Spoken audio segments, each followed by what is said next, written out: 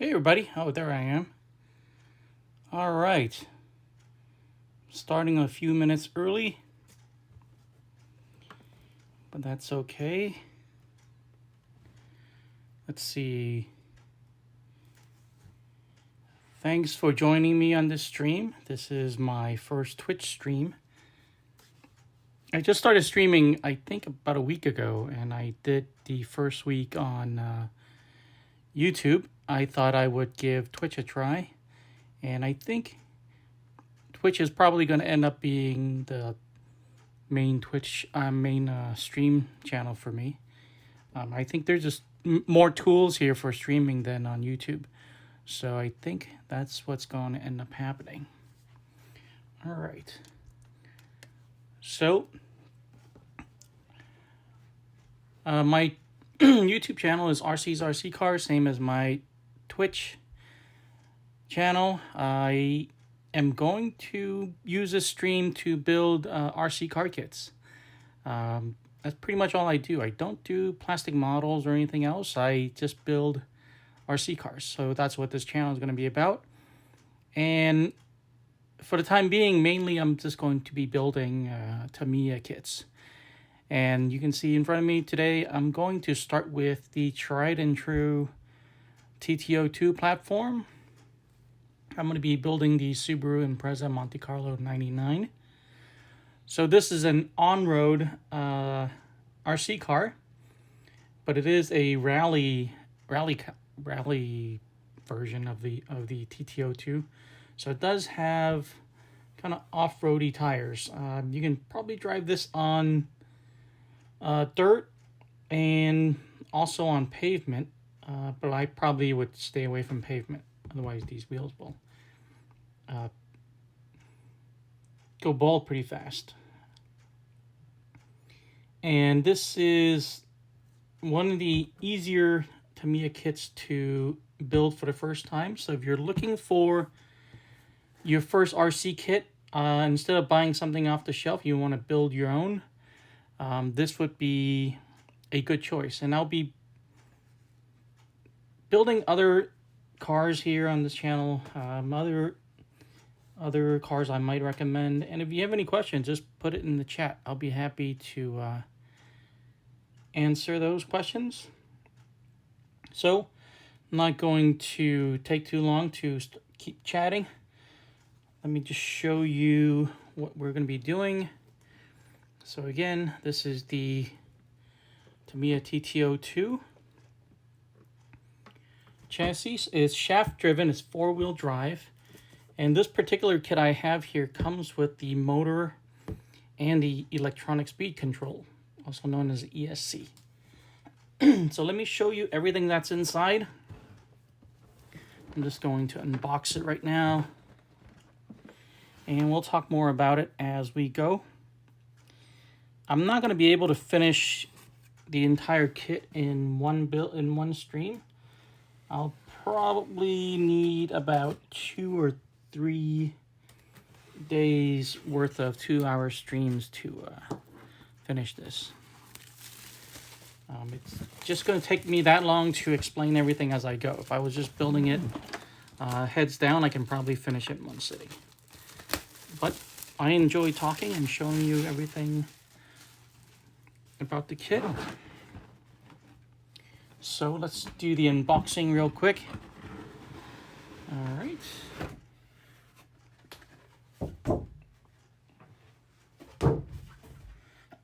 So you see here, this is what a RC model car looks like. And we take out the biggest thing and probably the most prominent. This is the body itself. So again, this is the Subaru Impreza 99 Monte-Carlo, and you can see that it's clear. It's made of polycarbonate or Lexan, and we're going to need to paint this. And I'll show you guys a few things about painting later on. All right, here's another big item. This is the actual chassis itself. So we're going to be basically building most of the car on top of this.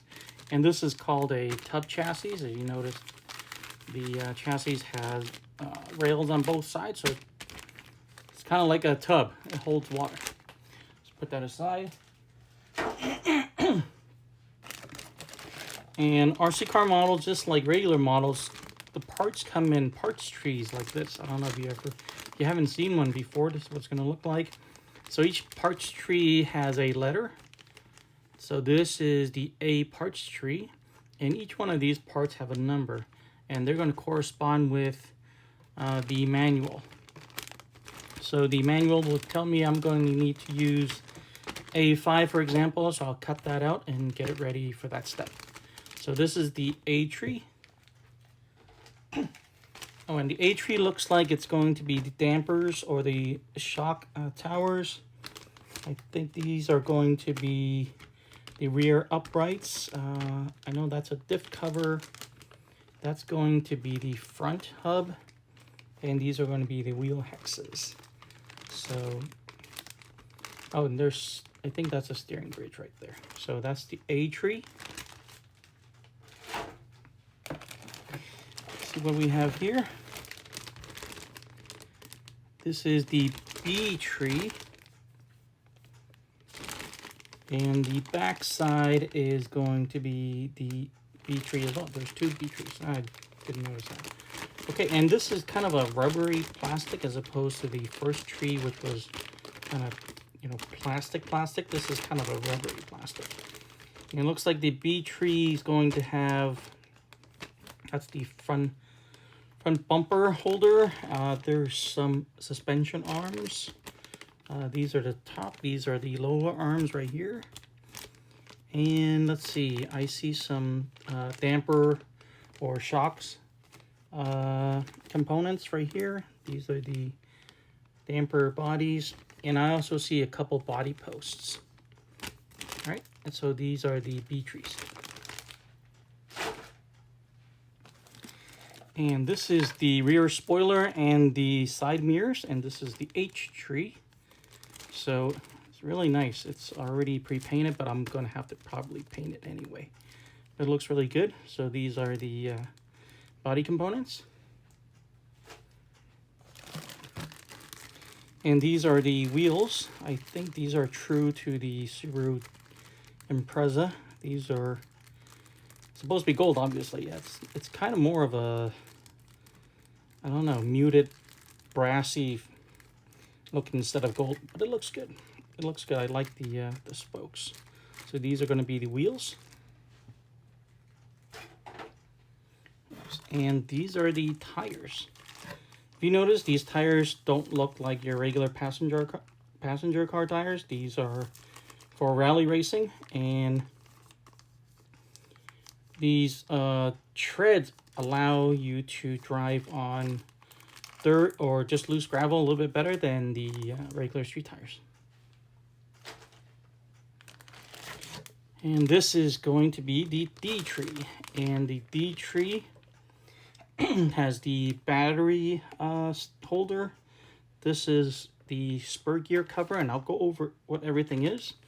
This is the receiver box. That's the motor shroud, and that's the motor mount, and that's probably the servo horn, I think.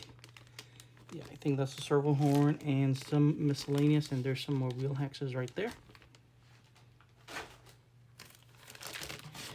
And these are going to be the axle components, the drivetrain components. These are going to be the axles. So the wheel is going to actually attach to this. And these are the outdrives that connect to the gearbox and the differentials. This is the center propeller shaft or the drive shaft. And these are some dog bones that connect the outdrive to the axles themselves. Okay, so that is the C trees. There's two of them. All right. There's the foam bumper. This is the electronic speed controller, or ESC. I'm going to save this one. I'm going to use a different one. These ones that comes with the Tamiya kits are very collectible. So I'm actually not going to use this. I'm going to swap it out with something else. And here's a whole parts bag. But let me show you what's in here first, and then I'll move the box out of the way. This sheet is a bunch of disclaimers. Every Tamiya RC kit comes with this. And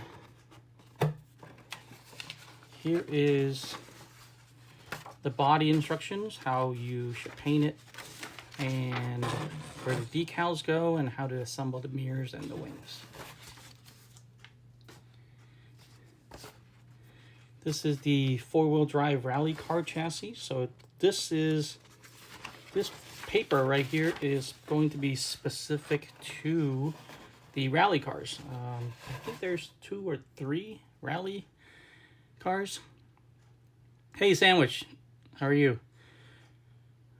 I haven't gotten used to looking over the chat yet. I'll keep trying to improve on that. So this is going to be a little bit different than if you bought a touring car, if you bought like a Supra or anything else, a drift car, a truck, or a buggy. This will not be in the box. It'll be something different. This talks about the motor shroud, the switch, and also the wheels. And here's the instruction manual. I'll go over that as we build it, obviously. And here's a bunch of the decals. And this is going to be a really good looking kit. So this is the livery decals. Those are the window masks.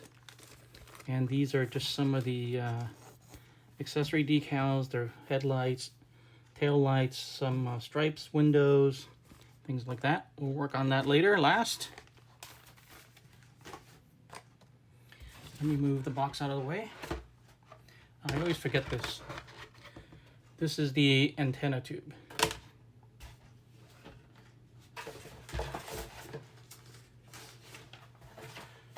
I'm doing good, Sandwich. It's a little bit hot in my room, but that's okay. All right, I'm gonna sit down. And we'll take a look at this bag together. So inside this bag are all of the hardware. And the hardware, just like the trees, are labeled and bagged in different letters. So this is the A parts bag. I think this is going to be obviously the pinion gear, the motor plate, some screws. So this is not the diff bag. I thought A would be the diff bag, but it's not. Let's see what B is. B is going to be the shocks, dampers, the springs are here, some pins for the suspension arms, a cross wrench. And I'll talk about what tools you're going to need a little bit later on. This is the C parts bag, and I see some zip ties. This is the switch cover, and just more screws. There's a lot of screws. Let's see, is there a D parts bag? There is not a D parts bag. So this is the motor. Just like we saw on the sticker on front of the box, this kit does come with a brushed motor. This is the Torque Tune brushed motor. It's a solid. It's a solid motor. It's not, I mean, I know people want to go faster and get brushless. This is actually a very good motor. And this is the servo saver, and I'll talk about what a servo is and what it does as we get to it. These are some body pins, and these are the plastic bushings. And I'm not going to be using these. I'm going to use ball bearings instead, and I'll show you what those look like in a bit. And these are all of the gears inside the car. I see the spur gear, some sun gears. These are going to be the diff bodies right here. We'll probably be building those very early on. So you're going to see these very soon. So I'll show you what's in here in a bit. So that's everything that comes with the kit. And let me show you what else you're going to need to complete this kit. You don't need it right away, but you're going to need it somewhere down the line. So it is a remote control car, so you're going to need a radio system. So these are called a transmitter and the receiver. You're also going to need a steering servo, and what the steering servo does is it connects to the receiver, and when you turn the wheel, it's going to turn this right here, and this is attached to the steering links, and it will turn left and right. All right, so let me put those aside. We're not going to need those until later on, probably the second or third stream. All right, let me make some room and bring back the instruction manuals and see where we're going to start.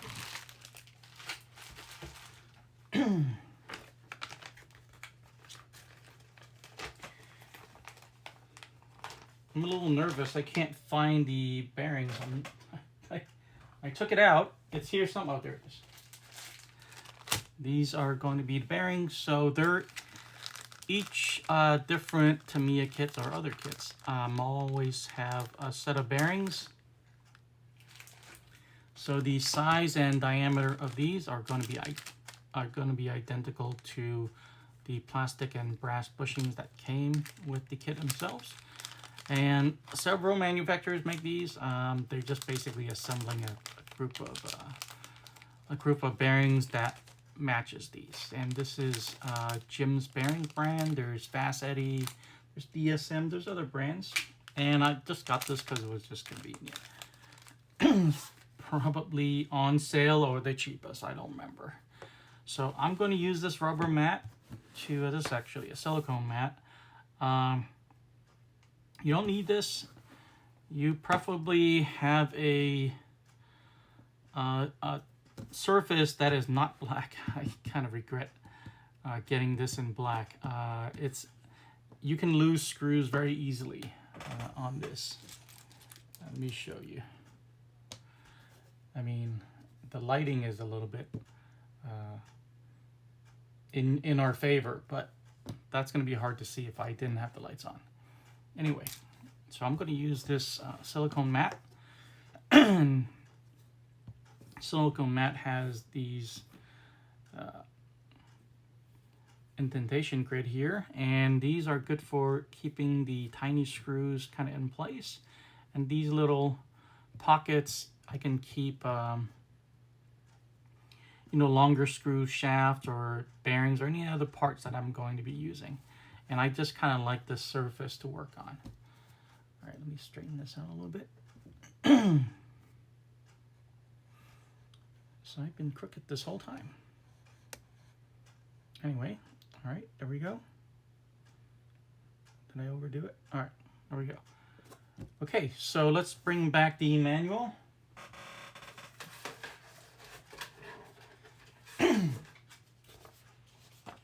Curious what that is? It's pretty prominent. This is a crazy glue stain. I dipped a little bit here, and it hardened, and I tried to remove it with the bonder, and it kind of just melted the rubber, but that's okay. Just give the desk more personality. All right, so this is the TT-02 chassis, shaft-driven four-wheel drive. And this is more or less an entry-level kit, but there's a lot of things that you can do to this particular chassis. A lot of aftermarket parts, a lot of hop-ups that you can do and put on this car to make it a little bit more performance-oriented, and you actually can race this in a local club race. All right, let's go over what we're going to need. So we're going to need a servo, and those dimensions are maximum dimensions. So I'm using a servo that's going to be shorter than the standard size. These are called low profile, and I just prefer these ones better for the TT-02. we're going to need the ESC, which came with the kit.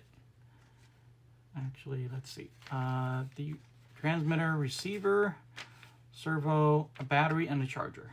And this right here are the plastic bearings, and you can use the optional ball bearings. You can always buy the Tamiya ball bearings, but they're more expensive. So I just use the aftermarket ones. All right, we're going to need a screwdriver. And Tamiya kits are Japanese, obviously, and Japanese actually have their own cross screw standards. So their screw is actually going to be what is called a Japanese industrial standard. Let me show you a screw. And it's gonna look just like a Phillips head screw, and a regular Phillips head will work. But if you really want to be kind of spot on, and the Tamiya, the correct screwdrivers really lock on to these screws really well. So there is a little bit of difference when you use a Phillips and compared to the Tamiya JS screwdriver set.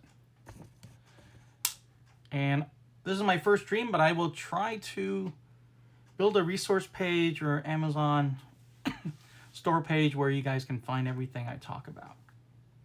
All right, we're going to need a pair of needle nose pliers later on, angle cutter, hobby knife, tweezers, instant cement. That's interesting. That is crazy glue.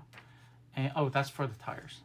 And body scissors. So I'll show you what those look like when we get to that stream. So here's my screwdriver. I think that's all I need for now. This is the Tamiya kit.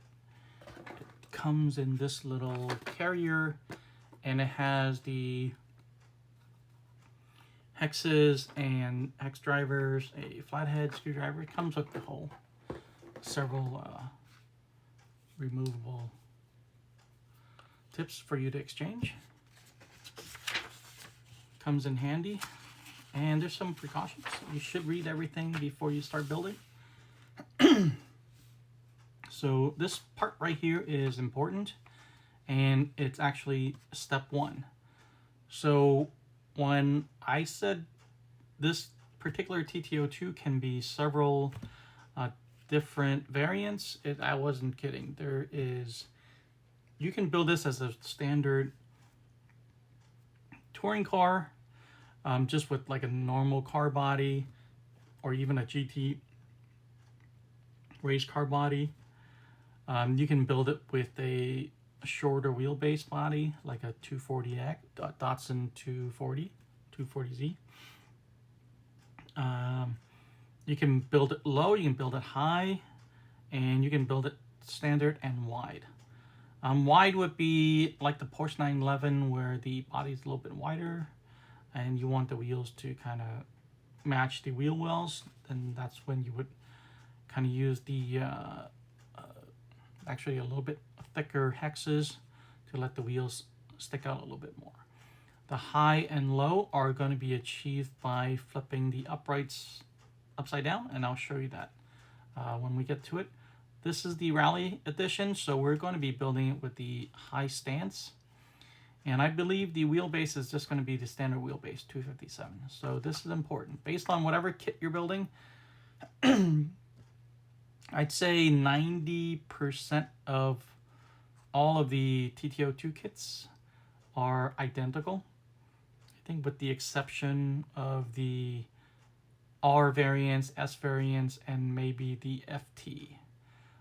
The one with the tracks instead of the wheels. But the internals, the chassis, the drivetrain, those are going to be identical. The buggy might be a little bit longer arms, but that's about it. All right, so today, besides the unboxing, I think I'm going to be able to get through steps, obviously step one, all the way to I think we're going to be able to get to step 10. At the minimum, I think we can get to step 10. I might stop at after step 10 because this is going to be the motor and we already have plenty to do. I can save that for tomorrow's stream. So let's not talk anymore. Let's get started. Another thing you need to find actually is the grease. And let me show you what that looks like. Because as soon as we start building the gearbox, we're going to use the grease. And there is that right there, Tamiya grease, and you can use this. This is the anti-wear grease. This is a little bit thicker. It's very viscous. I mean, it's very thick. This is a little bit more kind of grease-like. And this symbol right here is for the grease, just like the tube right here. And when I see the anti-wear grease, I'll point it out to you, but I don't think it's right here. All right, me personally, I have a lot of these tubes and they work just fine. You're going to be fine using these. But I have found that silicone grease works really well for me. And one of the reasons is I can put it in a plastic syringe like this, and I can apply it a little bit more accurately, a little bit better. And it's a little less messy than using this tube. But you don't need to have any of this. Just use this tube right here. Okay. Let's see. It doesn't look like we're going to need any tools right now. We're just going to be kind of putting things together. We might need a hobby knife for that right there. I have it right here. And so let's see. So this column right here tells you everything you're going to need for these particular steps adjacent to it. So you can see 3. I'm going to need to find these parts for this step right here. 4 for here, 5 for here, etc. And this bag tells me that I'm going to use everything in the A parts bag for steps 1 through 16. All right. Step 2 is to charge the battery. If you plan on, I always find this funny because I never built the cars in one day, but they tell you to start charging the battery. And I have a faster charger, so I can charge something in like 10 minutes, 15 minutes. But these older style trickle chargers did take overnight, like 12, 15 hours. So they tell you to charge the battery first. Oh, and the TT-02 chassis is quite old. I think it came out in 2005 or something like that. I'll look it up and share that with you guys. A lot of Tamiya kits go way back. I don't want to start the story about when I was a kid. I'll tell that another time. So we're going to start with step 3. And we're going to need parts in that drive shaft tree. With the C tree, that is going to be this right here. So C5. This is GB3. And I think that's going to be in that little bag. If I remember correctly, it's going to be in this little bag. I could be wrong. I will find it. I always forget where those are. We'll figure it out. So let's start with grabbing these parts right here, C5, and right away we're going to need a bearing. So let me just take this out.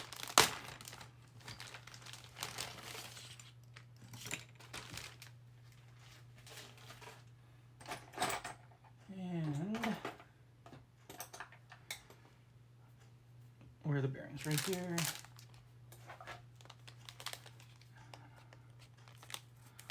And just cut those. So this kit is specifically made for the TT-02. If you want to buy just build your own kit, or you happen to have bearings laying around, you can go on Amazon or eBay and look for a kit specifically for the TT-02, and then see what bearings come with it, and then you can assemble your own. All right, so the left bar right here, column right here, everything is printed to scale. So to find the bearings that we need, we can just line it up and it'll tell you how many you need. We're going to need 2. So I think these 2, nope, this one's a little bit smaller.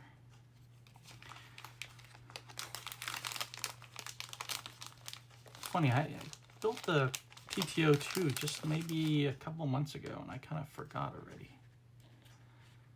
All right, so those 2 are it. Let me find that pin real fast. Pin's gonna be in the A parts bag.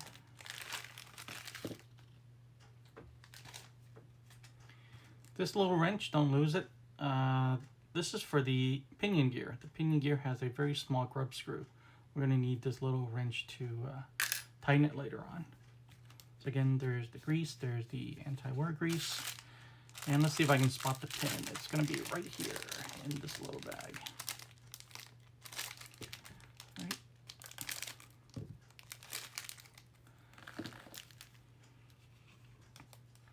Okay, so there's one. I would normally empty everything out in this little RPM parts tray, but you can see I have leftover screws from the last kit. I haven't cleaned those out yet, so I'll do that another time. So we're going to need find C5. It's probably going to be this one right here, standing alone. Yep, C5. So I have my cutter.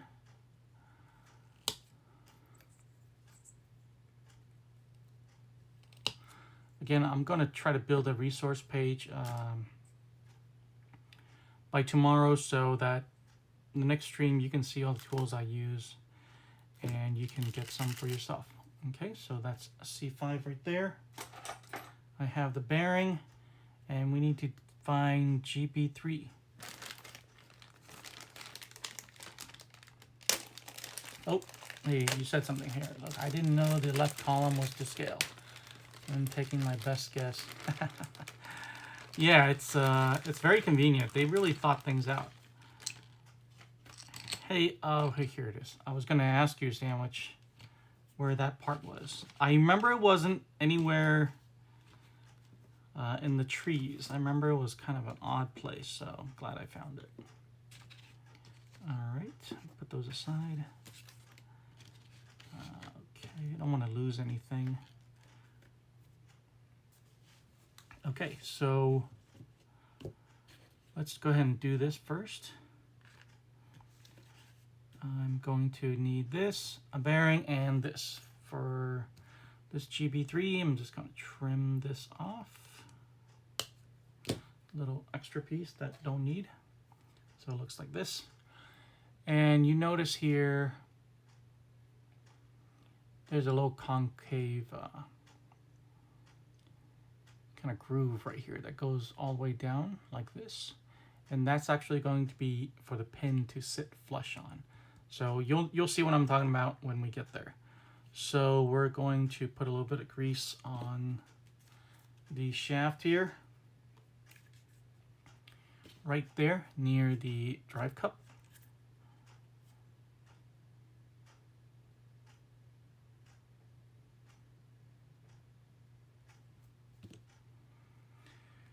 It's also telling us we need to put a little bit inside the bearing. Probably a little bit redundant.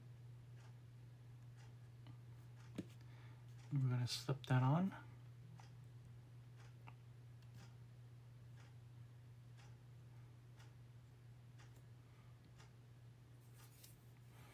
You should have a towel handy, by the way. And then we need to put a little bit of grease kind of on the face of the rim right here. The part that touches the, it's going to be in contact with the bearing. So right there.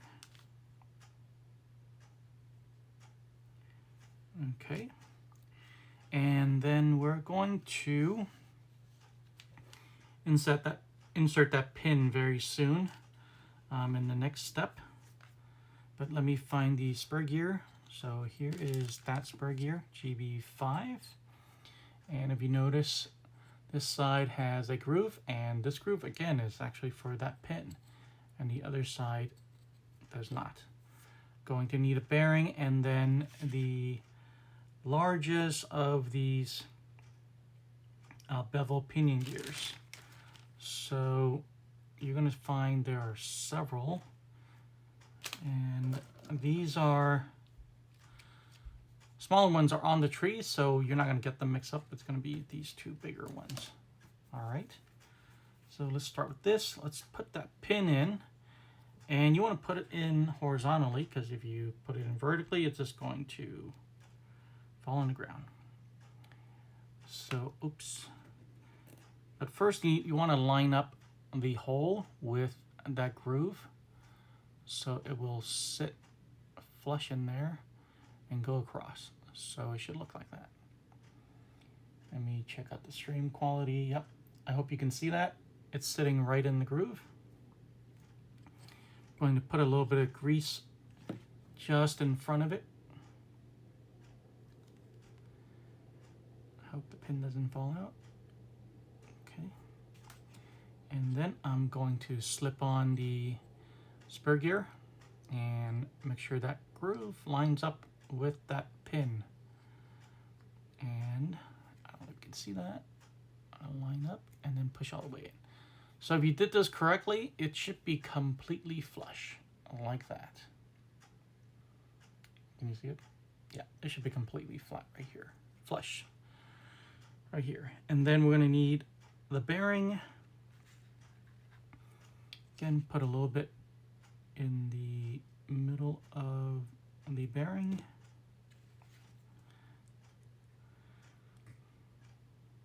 Ah, see?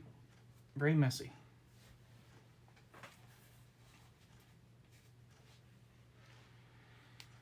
And then on the face of this gear as well.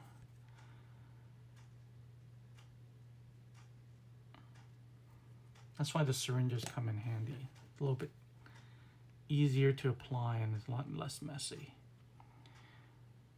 All right, so let's see. Is there an index? Yeah, there's an index. So this is not completely round. And let me show you the other one.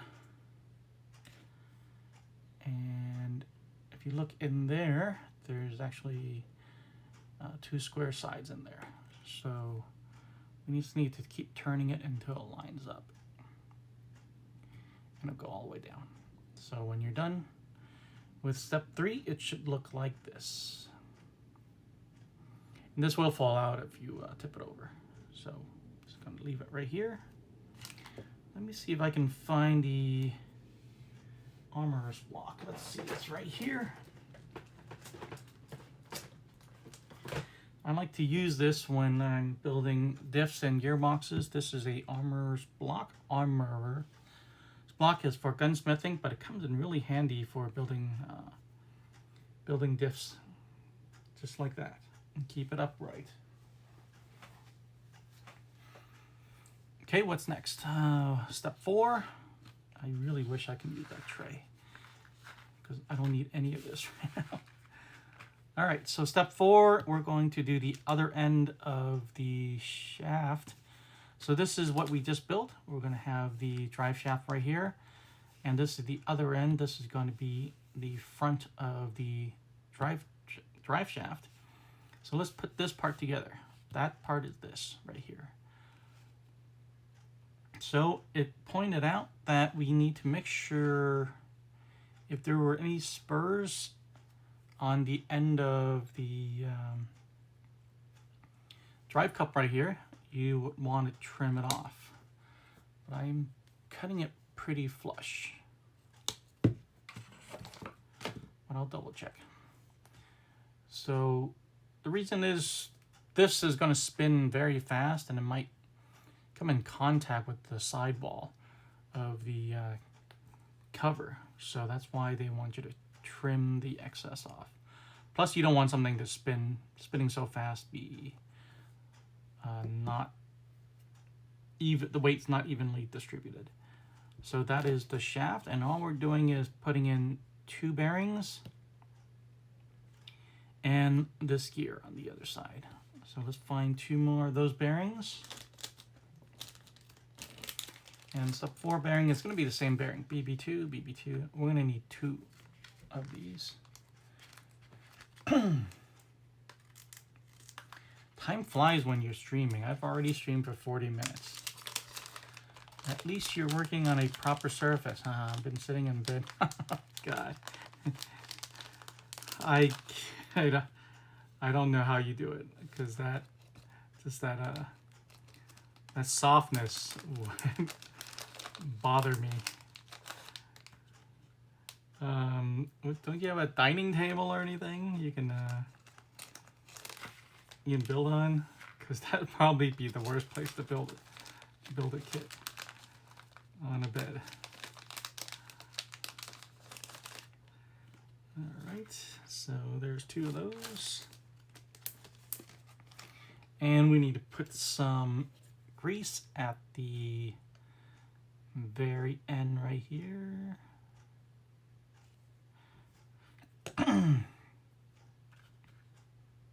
Oh, I think it's this one, right? We have to put this one away. Like that. And this one is not going to go all, well, for now it's going to actually be closer to the front right here, right in front of the gear. So let me put some grease right here. And it's not going to float in midair. There is a cup on the chassis where it's going to sit, the bearing's going to sit on. And then the fit is pretty good. So I'm just going to slide that down a little bit and drop that gear in front. Right here, I'm going to turn it until it goes in. So there it is. Let's bring in that shaft. Let's talk about this shaft. This is a plastic, splined drive shaft. There are hop-ups for this. Actually, this is the rubbery kind, a little bit rubbery kind drive shaft. And there is a hop-up part, kind of an option upgrade part that makes this an aluminum drive shaft, and that is a very good hop-up, especially if you want to change your system to brushless. And again, brushless, brushed, I'll talk about all of those things as we go. Okay, so give me a second. I need to empty this. I really need this tray.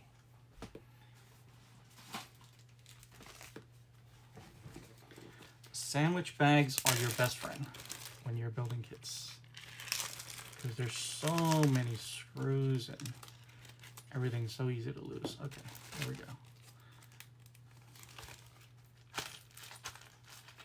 I have a dining table, a desk, and a workbench, but I'm still working in bed.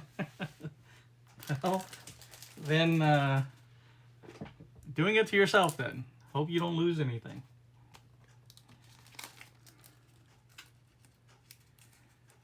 Yeah, I have a bench in the garage that I only do soldering on, because it's too darn hot to be building RC cars in the garage. So far, so good. Yeah. Seems like you're doing a really good job with the kit. I saw your the body yesterday of that the BMW. It looks really good.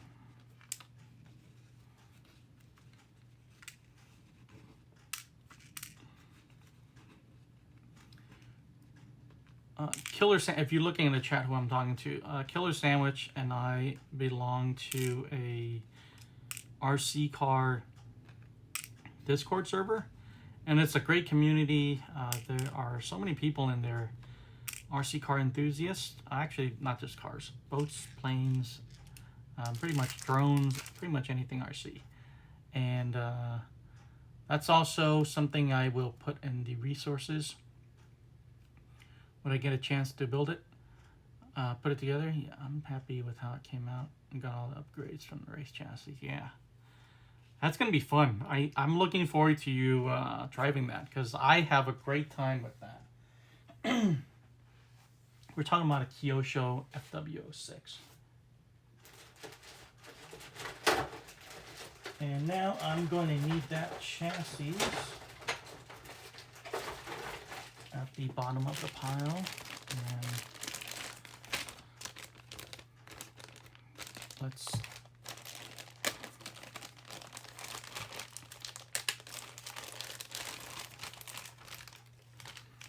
so let's orient this properly, front and back. And I'll show you which side is the front, which side is the back. So this pocket or hole right here is the key. This is where the spur gear is going to sit. So the side with this big pocket right here is going to be the rear, and this will be the front. The motor is going to sit right here. All the electronics are going to be here. This is actually battery compartment. All right, so let's set this down. So we're going to need some grease on this gear right here, but I'm not going to do it right now. I'm going to do it after we set it in there. So we can connect everything like this and like this. You can see that it kind of indexes together like that. At least it should, like that. And we're going to drop this spur gear in here. You see the two bearings, one here, one there. It's going to line up with that right there and that.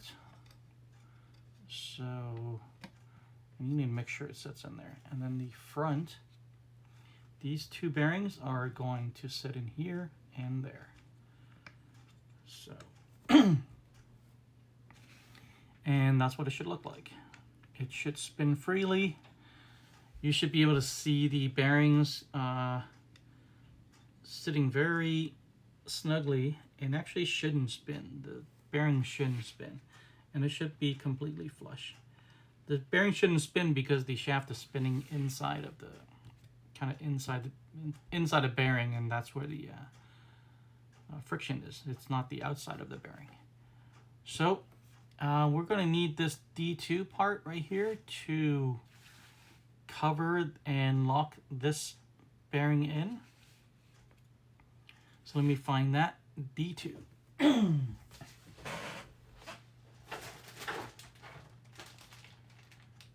I will find it quickly. I think this is the B tree. Is this D? Let's see.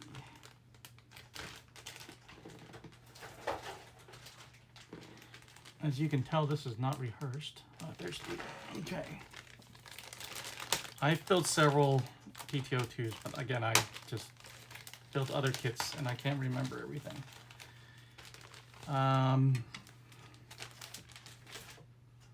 So let me just tell you something about the TT-02 chassis.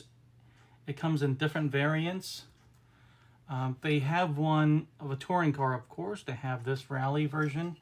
They also have a drift version. It's the drift spec TT-02. You build it pretty much the same way, but it has a few different components, and the wheels are completely bald, kind of hard plastic wheels. All right. There is a truck version, TT-02T. There's also a buggy, TT-02B. I've built those. I have videos of those in my on my YouTube channel. And there is also an FT, it's kind of like a tank. It has tracks, instead 4 tracks instead of wheels. So it's pretty cool. I haven't built that one yet. I will be building that one later. These are not the screws. So let's take a look at this. So this is the MA2. We're going to need 2 of these right here. And these are tapping screws. And the difference you can tell which ones are the tapping screws and which one are the regular screws, and what color they are. It's very subtle, but this is going to be a silver screw.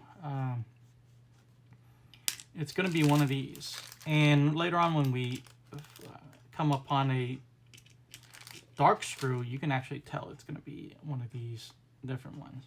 And you can tell the grooves on this, the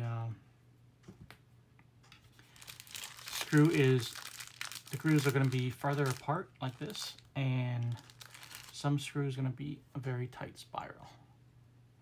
Anyway, it's going to be one of these silver ones. And I can remember these, there's like 100 of these silver screws.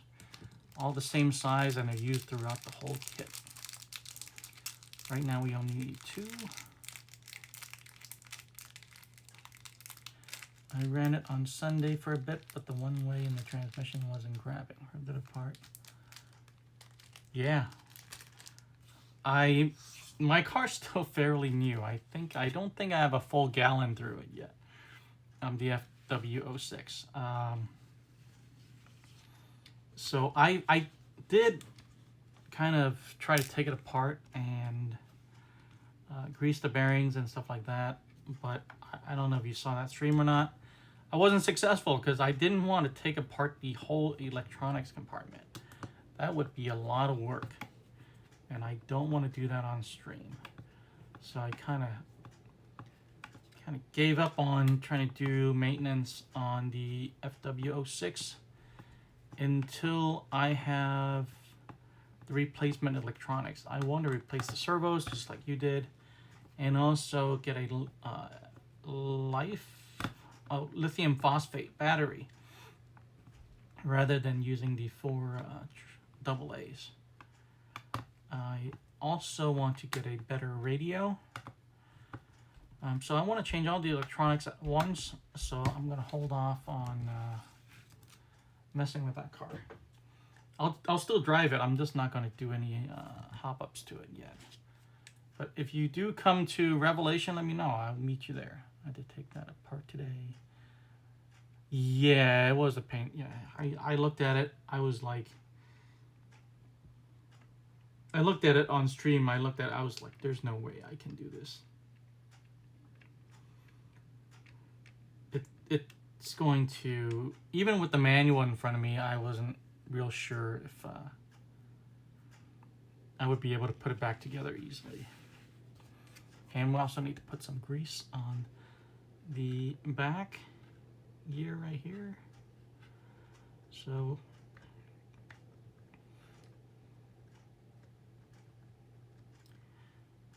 you can be generous with the grease.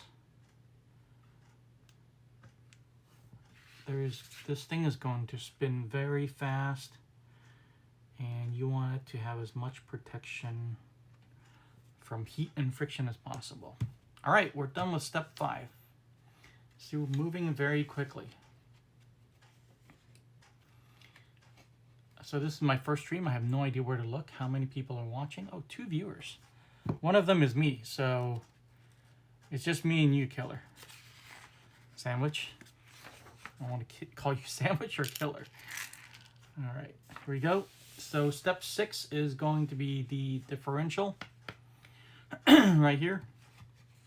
When I start building RC car kits, I used to be very intimidated by differentials. Then I built several of them, and I just got used to it. They're not that hard. I still don't really like building them, but if you know what you're doing, if you've done this before, it's actually not that hard. So again, I'm going to use the block here. So this is going to be the diff body, and the 2 of them are identical. One's for the front, one's for the rear. And it actually tells you to build 2, I think, somewhere here. If I remember, yeah, make 2. It says right there, make 2. So I'm gonna end up making 2 anyway. So we're gonna need everything on this little tree for this first one. So I'm just gonna cut everything out. I don't have a manual for yours. That looks... you can download the PDF online. It's easy to find. I think you should really follow the manual, or you can follow the stream. I probably catch up to you by tomorrow.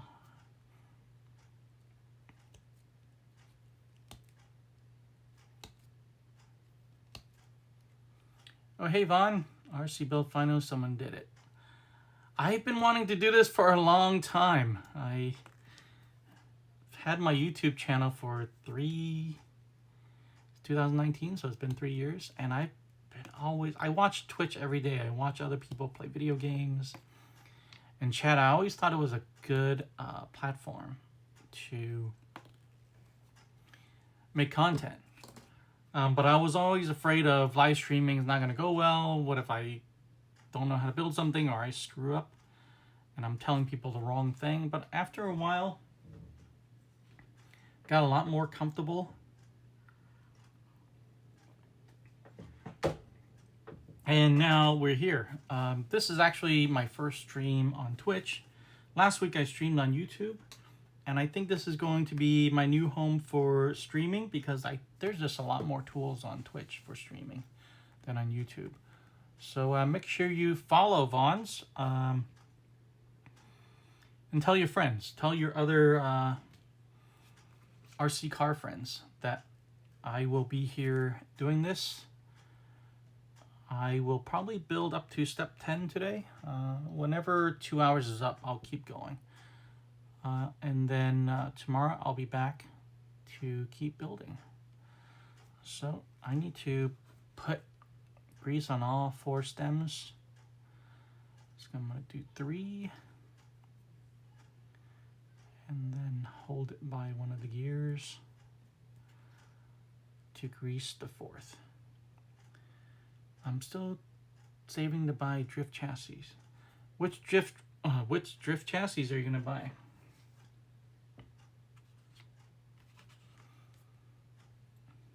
You're going to buy the TT-02D or MST or Yokomo? What are you looking at? I am not as ambidextrous as I thought I was. Either D5 or Yokomo. I have a D5 build series on my YouTube channel, so you can follow along if you are building that. That's a great kit. The D5... it's a budget kit. I think you're going to be able to save that a lot faster than a Yokomo. Actually, the kit itself is not the problem. It's all the electronics you need to have a kit. TT-02 is hard to find right now. Where are you at, Vons?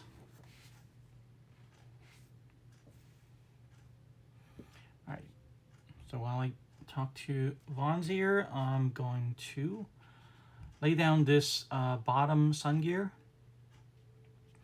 And I'm going to put some grease on the bottom. On some of the nicer differentials with the metal shaft and everything. This will be a metal gear, and sometimes there's a washer at the bottom. So all I'm going to do is drop this into there and make sure it seats properly. You want it to be flush. So I hope you can see that. It's completely flush. And nothing, the gear is completely, it's not tilted or anything, it's even. TT-02 is hard to find here, Indonesia. Oh, hey, did you join my stream yesterday on YouTube? Are you the same person?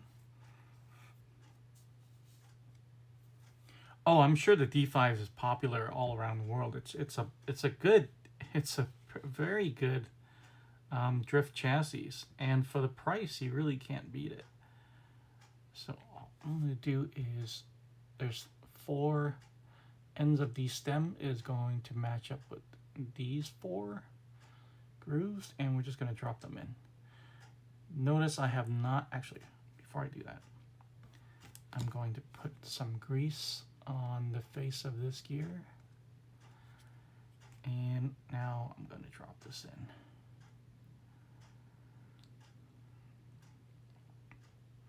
in. And now I will put some grease. You don't want to put the grease on the gear before you drop it in. You're just going to make a mess everywhere.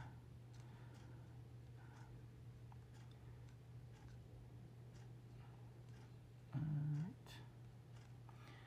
I think Sandwich was telling me that, see, I used AW grease in my diffs to get them a bit stiffer because of a rally car. Yeah, that's a great idea. That's a trick. So for off-road purposes, I think having either a lock differential or a limited slip differential is a little bit more advantageous. So one of the ways you can lock up your front is there is a hop-up block that actually goes in here, replaces the gears, and just makes this a complete solid one-piece axle. Makes the front a one-piece axle. In building the TT-02 Rally Subaru Impreza 99 Monte-Carlo. But like Sandwich was saying that he put the AW grease, this, it's quite thick. So this will, I don't even want to put my finger in that. It's quite, I mean, this doesn't move at all. It's very, very thick. So this will limit, kind of slow down the gears, how fast they can spin, so it has the same effect. I personally use putty. I have a little jar of, I think it's like modeling clay, but it's supposed to be supposedly specifically for making limited slip differentials. And then that second gear goes on top right here like that. And I'm going to put a little bit of grease on the back of that. Okay, which TT are you building? Like welded diff in real life? Yeah. Yeah. It is like a welded, I don't know about welded, but yeah, it's like a solid axle. So I understand from talking to another viewer yesterday that Tamiya is very popular in Indonesia. Am I right? I'm going to put this big gear on, and these four stems is going to match up with that. Real straightforward.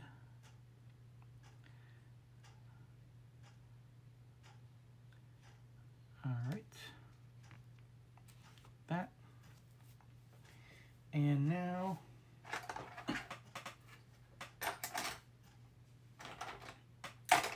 I can either use the smaller driver or I can use my smaller drive bits kit here. And that's because we need something to put these screws on, and they're quite small. I know this will work, I've used it before, but I think I'm gonna use this instead. So let's try this one right here.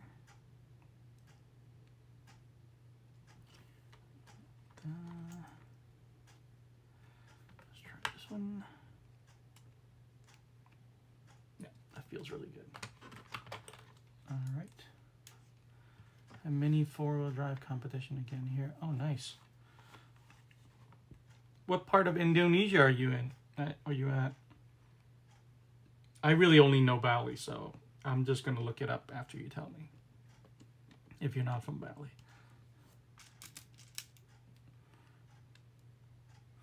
I know where Sandwich is. He's just a few miles away from me, I think. We're both in Southern California. The Los Angeles area.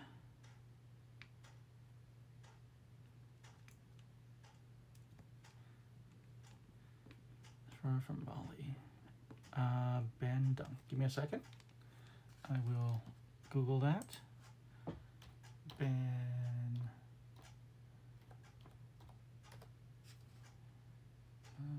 Indonesia. Let's see. Indonesia. Let's see. I'm looking up your city. Let me zoom out. So West Java, huh? Okay. Oh, okay. I see it.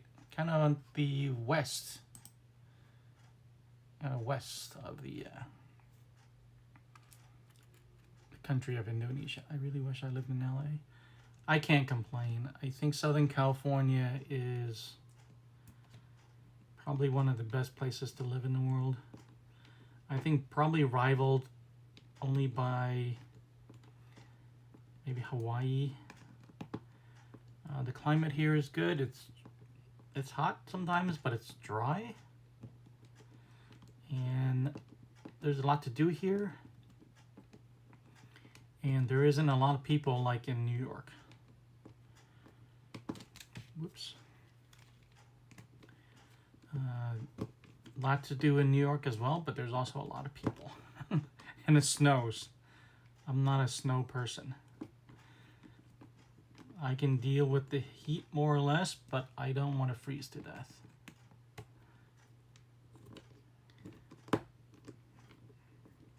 Have you visited the United States before, Vons?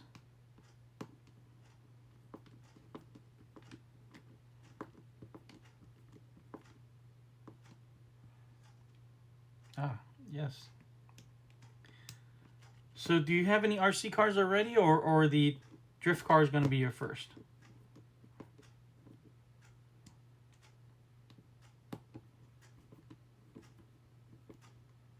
Ah, okay.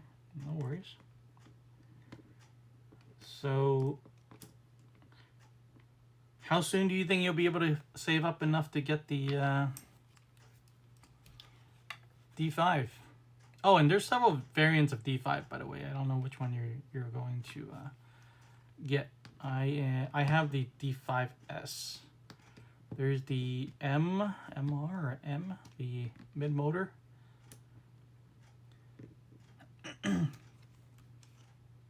Okay. There's one diff, and we're just going to repeat what we just did. Put that aside.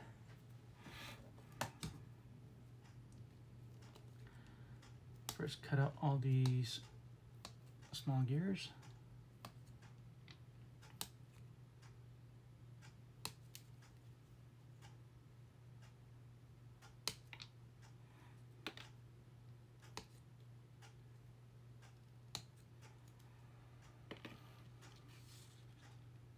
I do have a road race RC. Is it a Tamiya?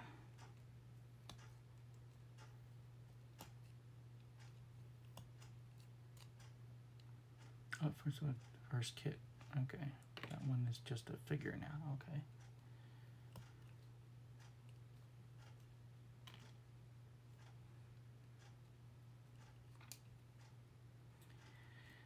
Make sure you follow my channel and tell your friends. There's some guy streaming Tamiya build kits on Twitch.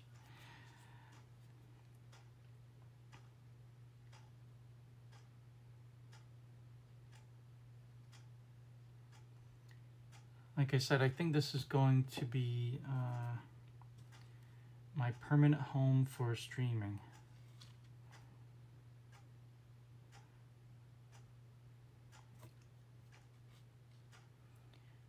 Saving up a D5S, yeah. D5S, yeah, the quality of 3 racing kits is surprising for the price.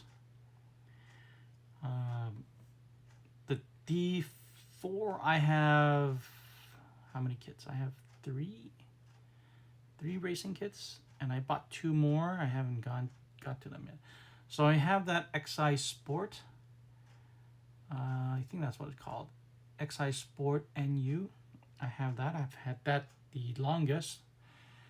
And I also have a D4, the D5, and the X-Reel crawler kit. I have those already built. And I also have the, what is it called? M4 Pro. That's the short wheelbase, the M chassis kit. And I also have the S64, which I understand is a very, very good race car. Very competitive. I was gonna but TT-02 a long time ago, but I can't find drift version of it. Well, you know, the TT-02, it actually might be the better. The TT-02 drift is still four-wheel drive. So technically is not drifting. I think the D5 or the Yokomo, then you're really getting a drift car.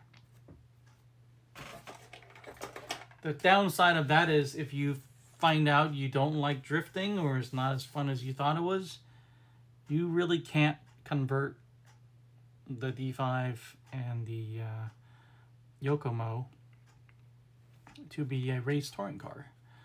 But with the TT-02 you can, because all you need to do pretty much is to change out the wheels. And I think you have to do something with the front diff. I don't remember if it was locked or not. I build too many kits to remember everything. Alright, so again, I'm going to fill this with grease, and it looks like I'm going to have to refill my syringe. Okay, and then put the other gear on. Make sure it goes all the way down, and then put some grease around the back of the gear.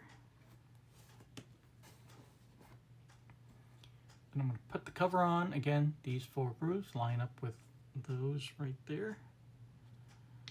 It should sit flush like this. I like drift. Yeah, have you tried it? I have 4 drift cars, 3 drift cars, and I have not driven any of them yet.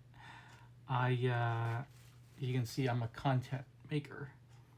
Content creator. I make videos of it, but I don't really drive it.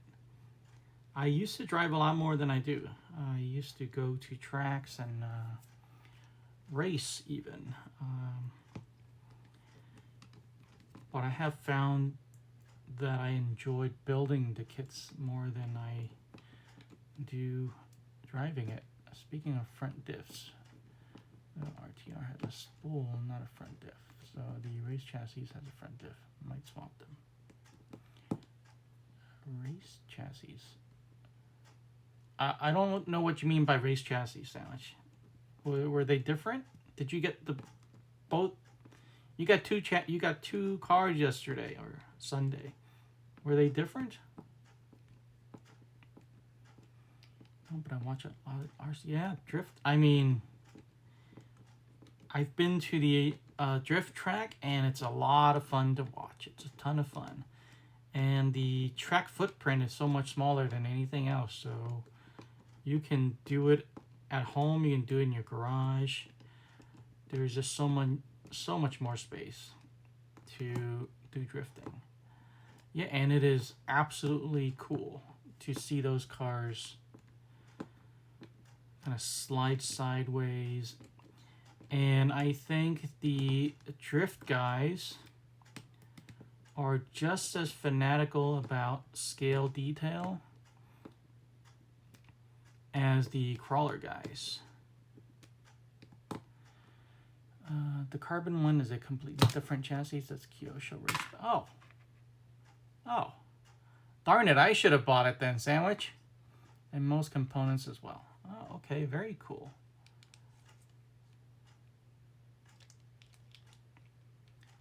Very cool. Race spec.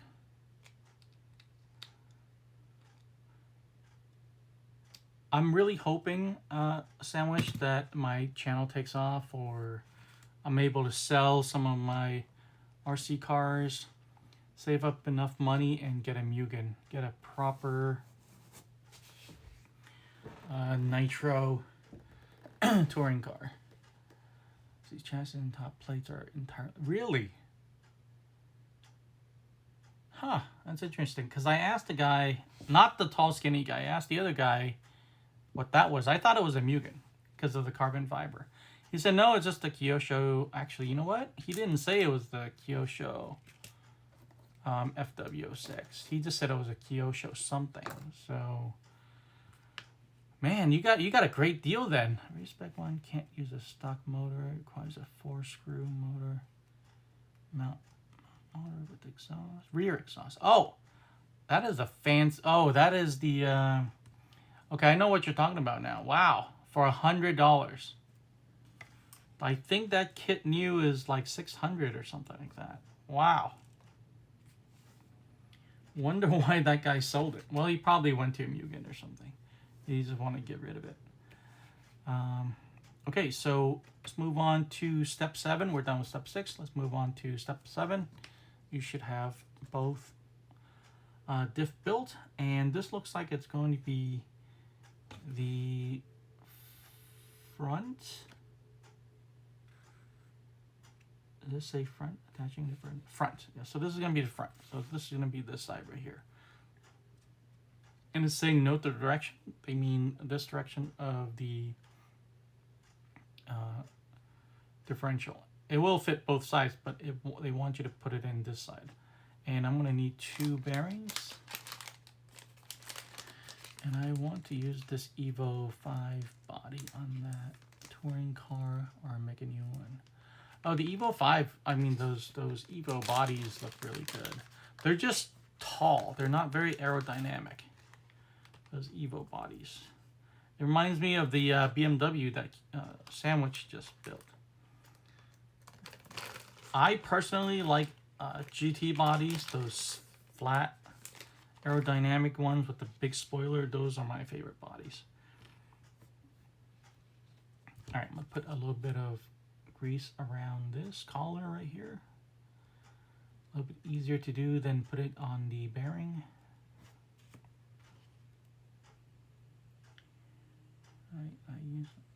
They said it was a Kyosho Team Racer car. You likely got them free from Kyosho. Wow! I'm very jealous of you, Sandwich. I saw that on the Tamiya website, the Tamiya Japan website. That car exists because I was looking at Mugens and X-Ray, the higher end touring cars, and I was curious if Kyosho had one, and they indeed have one. I didn't know that was a race spec. But I have enough kits already, Sandwich. I'm glad somebody picked it up. And I'm glad it was you.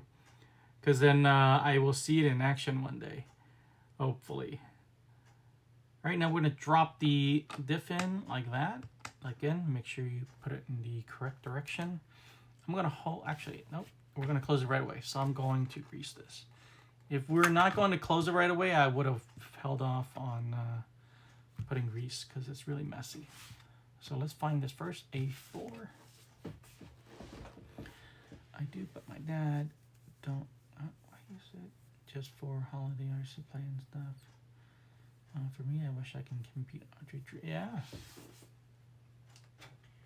It gets real intense.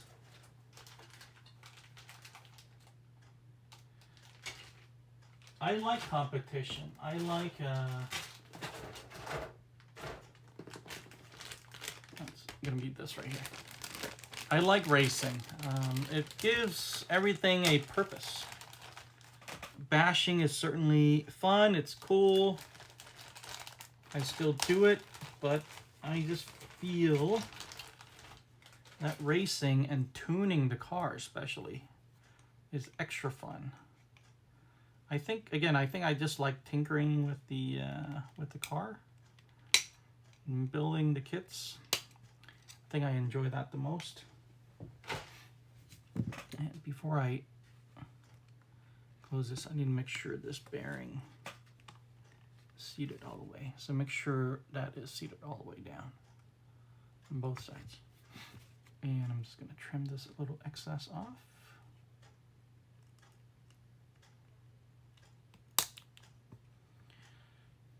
Heads up, plan is to run the RTR until the engine goes, then I'll buy a motor for the race back and swap it over to it. Yeah, it sounds like a plan. What brand engine are you gonna buy? Because I was gonna buy the Mugen and get a OS engine and have maybe Adam Drake break it in one of those engines. That's gonna bring the kit probably over $2,000, closer to $3,000. So I'm gonna need to sell a lot of my RC cars, or sell a couple houses.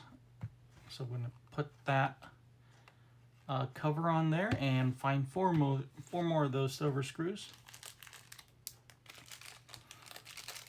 Make a lot of new friends from RC. Yeah, I mean, just Discord servers, and you know, going out to the track, and there's a lot of good people in RC. It's a great hobby. Building, tuning, making it look nice. Yeah, especially in drift. What body are you gonna get, Vaughn, for your drift car? I buy OS. Yeah, I bought a used Mugen, and it had a Novarossi engine in it, and it fairly new Novarossi engine, probably 1 or 2 gallons. The guy had a work injury and could not be exposed to loud environments, so because of workers' comp, so he had to sell them. So I bought his Mugen MX-6 with some R parts. Was it MX? RX? Oh. With the Novarossi engine and a starter box and a gallon of fuel that he had left over for $250. I only got it to start one time, and that's my fault. It's not the car's fault. I just didn't have the patience to prep it and get it started. Anyway, I ended up selling it at Revelation. I put it on the desk. That's like where you bought those 2 Kyoshos. I ended up putting it there, and I told Garen, the owner, skinny, tall guy, I said, "What do you think I should sell this at?" And he said, "We'll try it for $350 and see what happens." Sure enough, a week later, he sold it for $350. So I made $100 profit off of a used RC car. And of course, I spent that $350 buying something else right away. And that's the RC car addiction. Let's see, RX-7, S15, R32. Oh, the R32 for sure. That is the best looking probably car of the 90s. Is it the 90s? 15 just for replica on my game livery. My main gonna be RX-7, yeah. Also a good choice.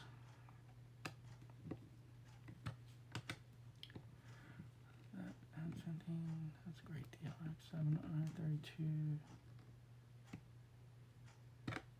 Great. All right, hold on. I missed a couple lines of chat here. Oh, okay, there we go. Replica of my game livery, gonna be RX-7. I don't sell it. You know what? I only started selling it recently. And the only reason I started selling it because I was running out of room. I think I have several double digits of RC cars. And I ran out of room in the garage, under my bed, in storage even, and I just couldn't hold any more cars. So I picked the ones that are least used. And some of the crawlers I have, I don't think I ever ran them. I just built them and then I put them aside. And I'm selling those. I sold the Element RC Enduro. I sold the Capra and the Euro Truck, and also the HPI RS4 Sport 3. So I sold those 4. Right now I have an HPI Venture on sale and the Traxxas Stampede.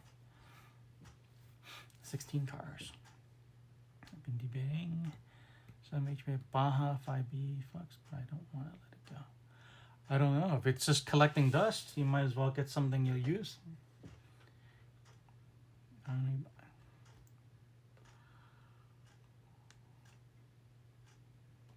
Yeah, like I said, I only started selling my RC cars recently. Okay, as we were talking, I finished step 7. Let's move to step 8, which is to attach the front upper arms. First, we need to find A2 right here. A tree right here, and A2 is going to be that right there.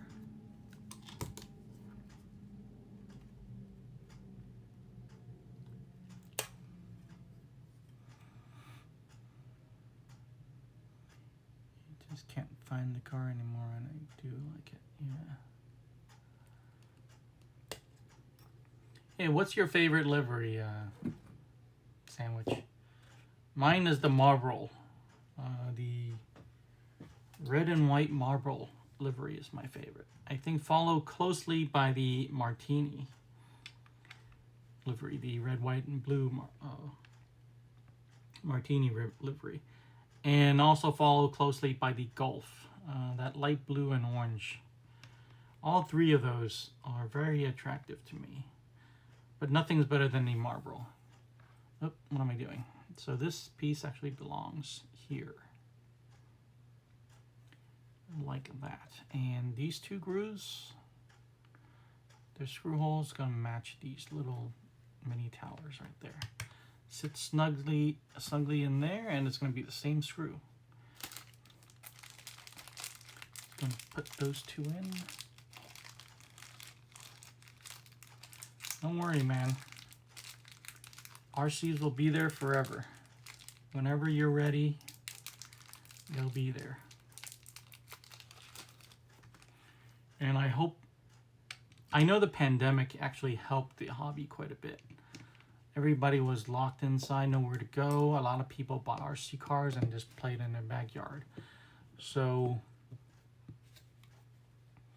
when the pandemic started, I actually went to Revelation and I had a chat with Garen. And he seemed like his whole store was packed with new RC cars.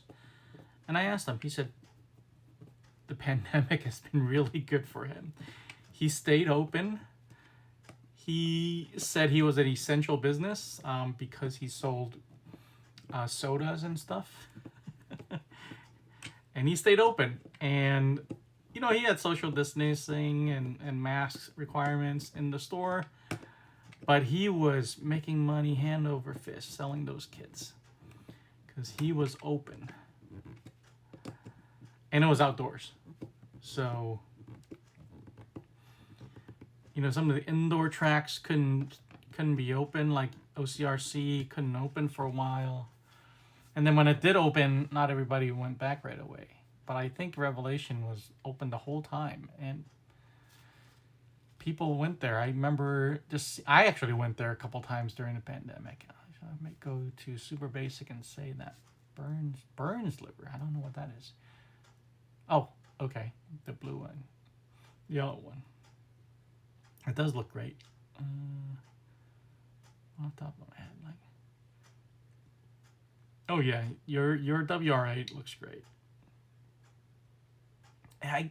You know, I'm starting to itch for a 1/24th scale crawler, and it's all because of you guys on the Discord server. I see you guys all have one, and I am just going to find one that I can build, if there is such a thing.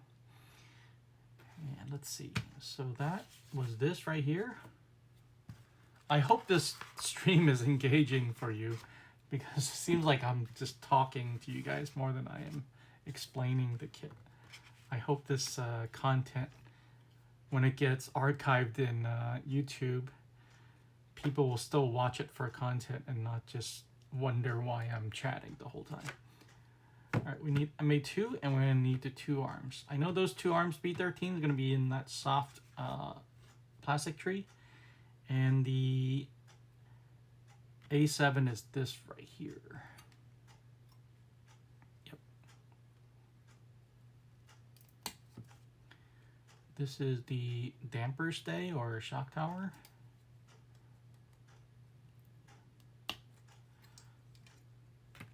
Alright. Hanging out and building RC cars, what could be better? Yeah.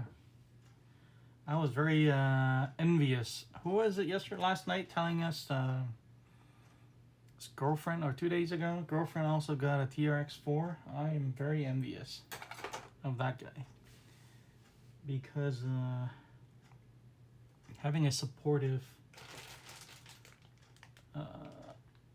significant other is terrific. Let's see. And this is going to be the arms right here. So B13. Oh, I used to go to OCRC during the day and I see people buy the kit. Buy like a B6 or whatever kit. Buy the electronics, everything, and sit down and build it right there. I've seen that a couple times. I've seen people build crawlers, buggies, and it just seemed like they were super happy to be there. Just, we're minutes from the beach, but they're sitting indoors, sometimes a little bit hot, and they're just happy as can be. This hobby brings a lot of joy to a lot of people. And you know, I think it's good for the kids as well. Likes to drive my cars and thinks they're cool, but she just wrecks them. Well, make her buy her own, then she won't wreck it. What electronics are you going to use in this TT-02? So this kit here in America, they come with the torque tune motor and the TBLE 02 ESC. At least this one did. The new ones are 1060. So I'm going to use those. I'm going to use this SPT low profile servo. And I have a Fly Sky GT3B to go with it. Alright, what's OCR? OCRC was Orange County RC Raceway. So it was basically an indoor clay off-road track. 110 scale buggies, truggies, short course. And they held races 3 times a week. I think it was Wednesday, Friday, Sunday. And it was just like a local staple. Everybody knew OCRC. Everybody went there until last year. I mean, they've been there since the 90s, I think. Oh, okay. I raced there as a kid. Yeah. Jeez. Yeah, it's been around for a long time. Anyway, they closed. From what I understand was the church. I'm sure you know the church. The church next door was not a big fan of them because we used to be there on Sundays and take up half the spaces, and we were not in church. So yeah, we weren't their favorite people.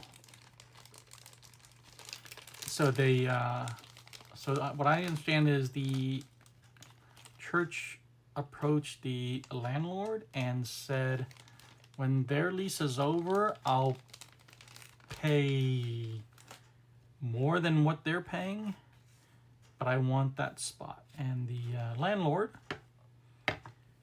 being the capitalist that he is, accepted the offer and did not renew their lease. I really hope there are only 3 balls here, because there are only 3. That's very strange. Okay, so anyway, these are the suspension balls, and what they do is the upright is going to slip in through there, and this is going to go into the end of the arm, and you need to make sure it goes all the way in like that. And so it gives the upright free movement. Do the other side. Yeah, I still stand. Yeah, I was in SDRC before the pandemic. And that's also a great place. I would love to retire in San Diego. San Diego has everything I need. good weather, plenty of beach, you know, not a lot of cars. I think the people down there are friendlier. And you're only a couple hours from LA, so you can come back up. I didn't know what happened when I checked for them. I assume the Pentagon. Yeah, I mean, you know, I'm sure the pandemic had something to do with it. They were closed for so long. But, yeah. It's a shame, you know. It was, I think tracks,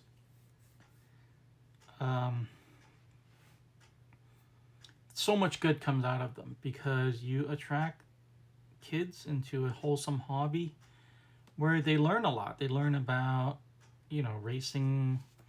They learn about aerodynamics, electronics, how cars work. It's a great way to get young people involved pretty much in engineering. So it's a shame. And it's wholesome. It's safe. They're not walking around the street. You know, and a lot of father-sons, father-daughters. It's great bonding time as well. I'm sure that's what you did with your dad. Yeah. So it is a shame. It is a shame.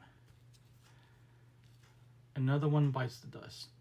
I don't think there is another clay track anymore in Los Angeles, Orange County. Have you been to Huckleberry's in Anaheim? Actually, Santa Ana, I think. And so I have the arms slipping into this, and the other side of the suspension mount is this right here, which is also the shock towers. And we're going to slip these two holes against the end of the arms. And these two holes will line up with the holes on the diff cover. So it's going to look like that when you're done. Make sure the arms are still free. And again, we're going to need two of those MA2 screws. Check for that. Yeah, my dad got it. I see now. I take my. Oh, nice. How old is your boy?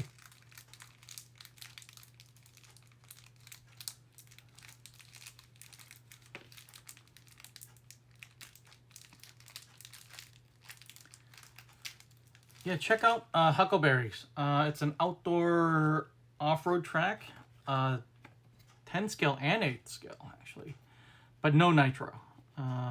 The track is right next to Santa Ana Lake, I think it's called. Oh, just turned 10. Perfect age. And I guess there's a sound ordinance or city property, whatever reason, they don't allow nitro. But if you 110, 1/8 electric, they hold races there, I think Thursday night. I went there when they first opened. Literally nobody knew about it. And I have a video on my channel about it. I'm sure they changed the layout from there. But it's a nice big track. It is really a nice place to be. Parking is kind of a hassle because of the lake. A lot of the fishing people take up all the spaces, and you kind of basically have to park outside of the park and then walk all the way around, which is a pain. Let's see, what, how did I know? I literally said in my mind 10. Oh, okay. Yeah. All right, and that's the front suspension arms. I'm gonna keep chugging along and do the rear. It's going to be the same story. Take a sip of water.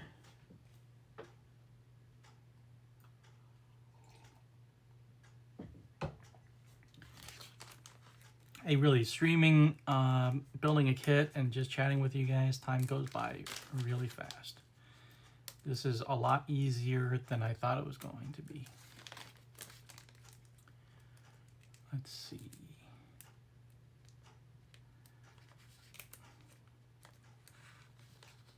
All right.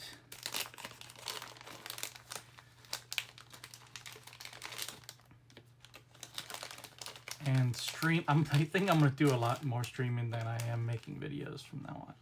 It's just so much easier for me. I don't have to do any post-production. I can just do what I like to do and build. I don't need to stop in between steps and do post-production. I can just sit here and build as much as I want.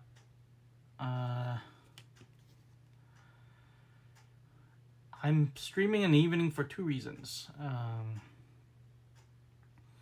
One, I kind of didn't want too many people watching me just yet. I don't know how the stream's going to be. I don't know how good it's going to be, how bad it's going to be. And I don't know exactly what to do, you know, how to operate the software and stuff. I'm using my phone right now, and I'm watching on a computer right here. And I have the creator dashboard on, so I'm kind of watching it. I do have a webcam, but I tried it. I tried streaming it from my desktop, and that webcam quality just isn't up to par. I kind of like the iPhone can do 1080. I think it can even do 4K. I don't know. So the quality much better.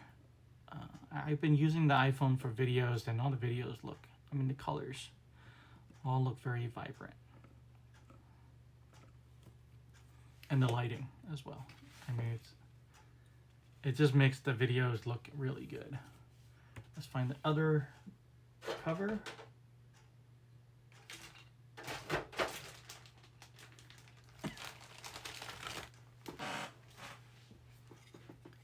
Here we go.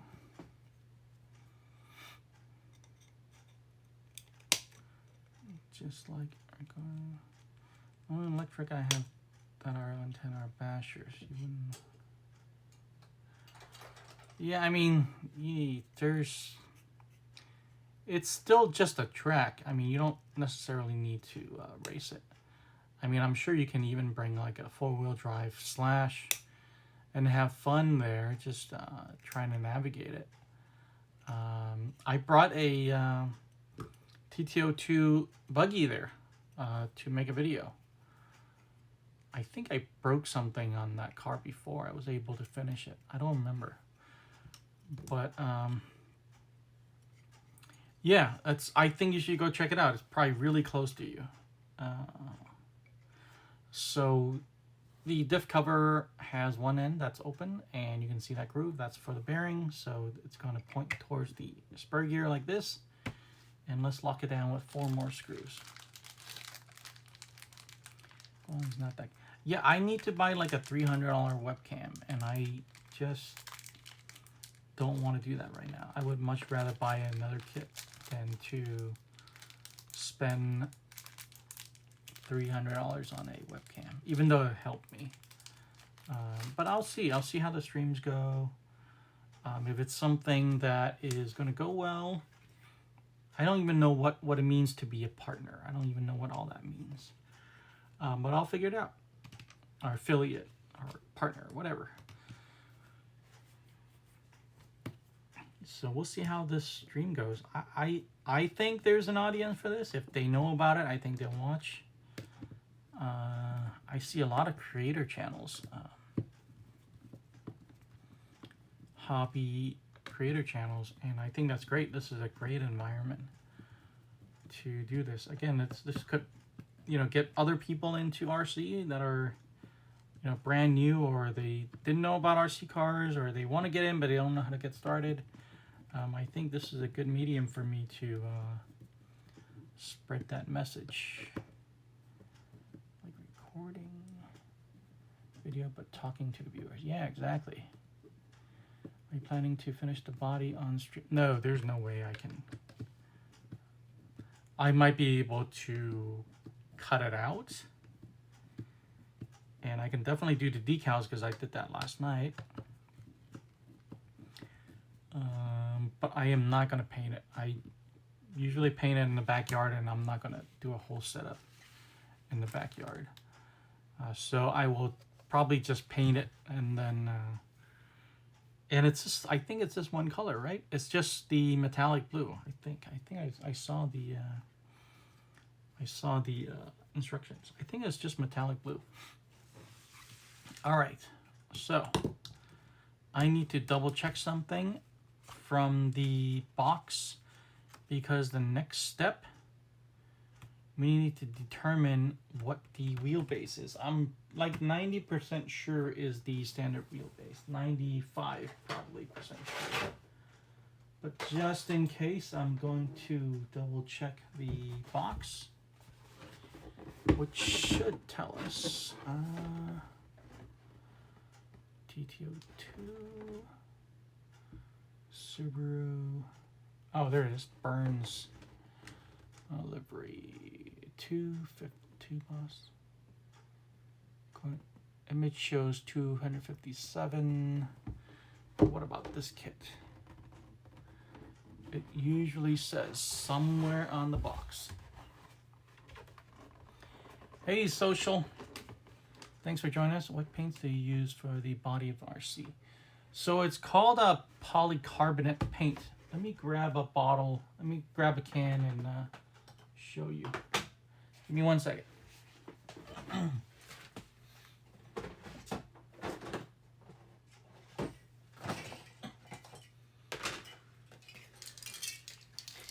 So if you go to your hobby store and you look for paint for your Lexan body, you want to look for Tamiya color, and it's going to say 4 polycarbonate, and the numbers are going to be PS. So these are going to be for the clear bodies. For your traditional models and just plastic in general, the paint is going to be T. It starts with a T. So it says for plastic. Hope that answers your question. Yeah, just PS16. If you could show the body finished, that would be great. Yeah, I'll definitely show the body finished. I might even do the decals on stream. Let's see. I don't know how exciting that's going to be, but I did it last night. It didn't seem too bad.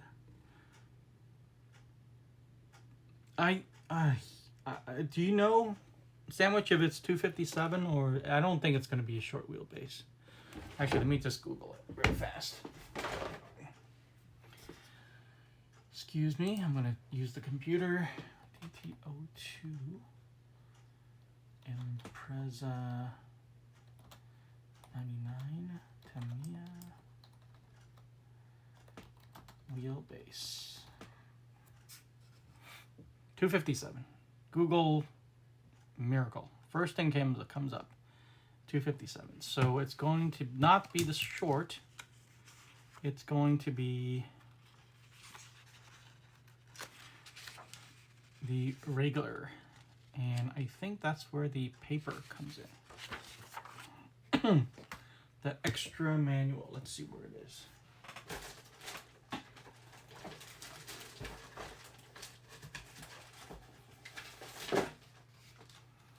Here it is. Let me get back to the first time chat.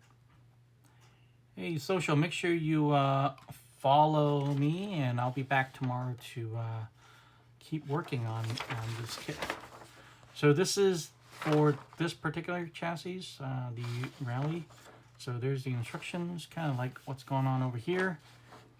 And it doesn't talk about the arms, unfortunately. But I know that the arms are not going to be flipped this way. It's going to flip the other way. And I'll show you what I mean. Page P18. Let me cut the arms out and I'll show you. So it's going to be, let's do this first, A2.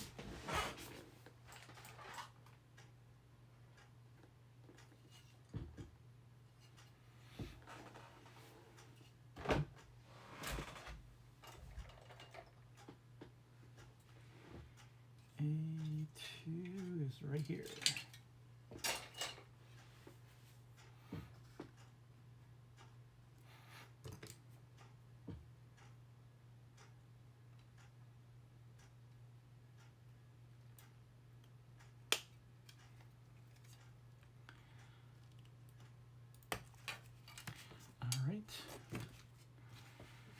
And it's going to, these two holes going to sit on top of that again. This way, yes, like that. Tamiya kits, the fit and finish is just second to none. It's kind of world class. They've been doing it for so long. They're plastic. I hear complaints about it being brittle. I've never found that to be true. All I know is you never have anything not fit well.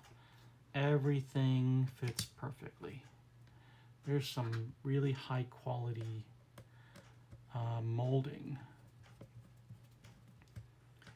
machines and technicians operating, making these models. Social ally, 2 viewers. I guess social stepped away.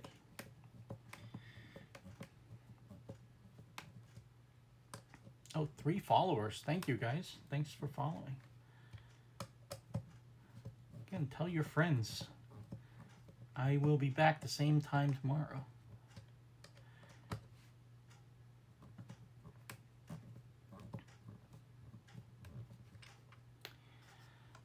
Hey, Vons, what time is it over there in Indonesia right now?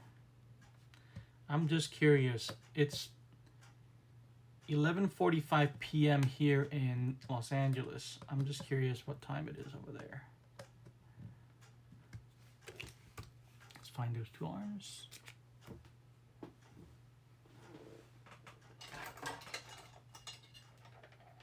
There's one.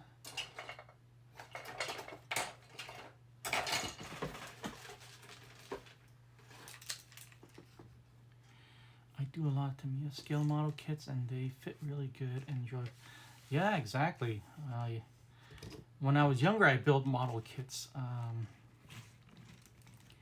think I built, cars and tanks when I was younger. I just don't have the patience anymore to glue and putty and sand and paint. I just don't have that patience. This really works for me. It's mechanical. All the parts just kind of fit. You got to figure things out, but overall, it's just a ton of fun for me to build. I think my whole channel is more about building than bashing or driving. Oops. What kind of Tamiya kits do you build?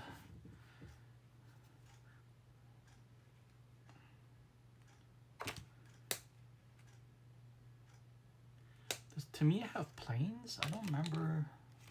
I think those are another brand, right? I think they have tanks for sure. Everything ground military, I've seen a lot of those. Even the soldiers. I used to do at least try to make dioramas of the soldiers and painting camouflage and everything. I used to be very into that, but not anymore. Let's see. So I'm going to go to page 18 and see what's over there, because I know this is not short. 35th scale tanks and planes. That's awesome. 18's right here. So again, we're going to be using the, actually this is the standard wheelbase. Short wheelbase is page 18. Okay, got it. So we're going to flip the arms according to this, and it's going to be this way, left and right. Almost made a mistake. Let's see, so it's going to go in like this. Yep, I'm going to put some grease on here. Tamiya, I got a steel Spitfire. Oh, wow. Spitfire. I think I've seen a Spitfire in person at a museum. Let me look that up real quick. Spitfire. Sounds very familiar. Yeah, I'm pretty sure I've seen one of those. Where are you from, Social?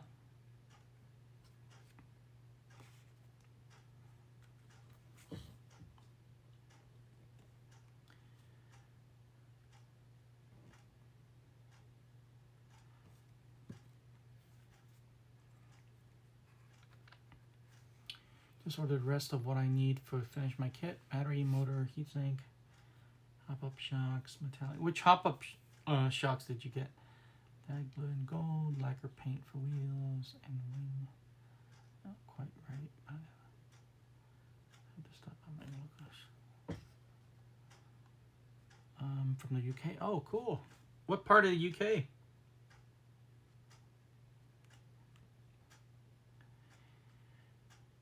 I know UK has a big Tamiya following. There's many channels dedicated to Tamiya on YouTube that are from the UK. Tamiya Legend being probably the most well known.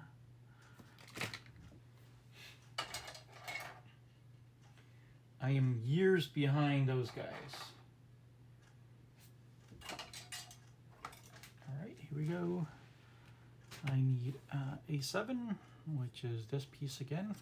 Why does the chat keeps pausing? Let's see. Manchester, okay. Manchester is north of London, right? Kind of in the center. If I remember, CVA Super Mini shocks. Oh, okay, the Tamiya ones. Sandwich. I used Yeah Racing Big Bore. Yeah, I used the Big Bore ones. No, the shock gear ones on mine, and they work really well. They are very tunable. I've also used the Cutis, the quick adjust set on another car. I forgot which one it was. Maybe it was the Kyosho. But those are also very nice. Actually, those are really easy to use. Oh, I think I put it on the Yokomo. Yeah, I really like those yeah, racing dampers. I know if you want to stay authentic, you can use Tamiya. I'm sure they're fine. But I just like those yeah, racing ones a lot. And they're not expensive. Okay, let's see. Oh, dampers and a longer extension piece. We just need a yeah, you are making so many mods, I don't even know how to keep up. North Manchester, okay. Yeah, I hope to visit Europe one day. And I want, you know, ultimately, I like to retire doing this. I want to retire making RC car content. And one of the ideas I have was to get a travel van and just drive across the country, going to hobby shops and racetracks, and just see what the hobby, you know, the RC culture is like around the country. There's another gentleman doing that. I forgot his channel, but he goes to different races. I mean, Sandwich, there are, you know, indoor, oval races, things we could never imagine that exists in the middle of the country, and it's fascinating. I want to see those in person. So I want to stay to me as much as reasonable. Yeah, for sure. Yeah, I understand that. I finished building the TT-02. I have these sway bars. I forgot I bought them. And then I think it uses something similar to what you bought, the shocks. And I was thinking about doing a hop-up video. But I have too many kits to build, so I'm not going to do too many hop-up videos. Let's see, do I have time to do the motor? Let's see. Nope, I said I was going to stop here on step 10. But we got pretty far. Let's see. Hey, sorry, what did you say earlier? I was playing Dead by Daylight. What did I ask? Oh, what time is it in Indonesia? Stoppers you can cut off. I do the mod. Oh yeah, for sure. For sure. 2 p.m. Okay. All right. Hey, Sandwich, how far did you get again? I think you were farther than me, right? I went up to step 10. Hey, Social, have you built an RC car kit yet? A Tamiya RC car kit? And if you haven't, and you're looking for one, which one would you be interested in buying? On page 13. Oh, okay.